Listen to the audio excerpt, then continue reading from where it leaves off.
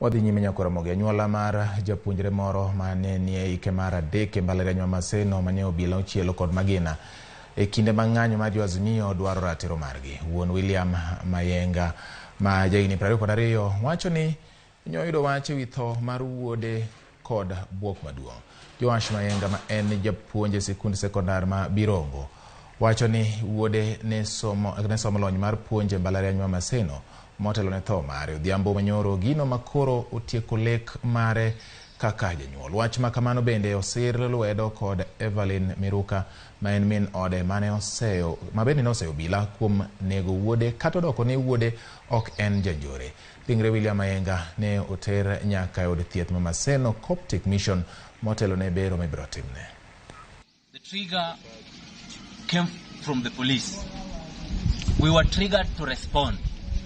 We were peacefully demonstrating until the police started throwing tear gas at comrades. In fact, when they started throwing tear gas, it's the comrades who were trying to quell them down.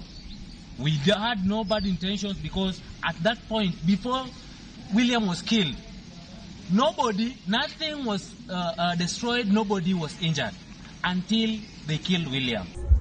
Nilipata hizo habari kwa mshtuko mkubwa sana. Nikaambiwa mtoto ako hospitali na wakanidanganya ati hajakufa. Kufika nikaambiwa uko kwa mlango mtoto alikufa kitambo. Sasa ninahuzunika sana, mtoto wangu first born tadi ya Maseno. Nashangaa mtoto alifanya nini kuoa mtoto wangu, si bandit. Badala ya maskari kutulindia watoto tena wanaua. I've lost my child. Walikuwa jovyo eneo. Walikuwa very jovyo.